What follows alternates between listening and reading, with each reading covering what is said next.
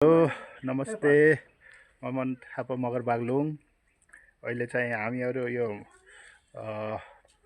कोलटे थापा मगरको मन्दिर बनाएर तयारी नै भइसक्यो। अब पुरा सिर्जना भइसक्यो।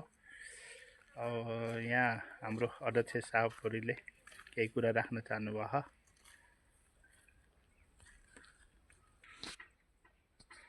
हाम्रो यो शिलापति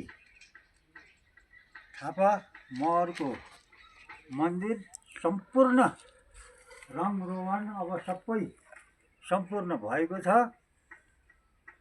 र अब धेरै थोरै आफ्नो खुसीका साथ दिनुभएको छ र सम्पूर्ण दाजुभाइले आफ्नो खुसी सित आफ्नो इच्छाले कति दिन सक्नुहुन्छ सौजन्य दिनुहोला भन्दै म यो मन्दिरको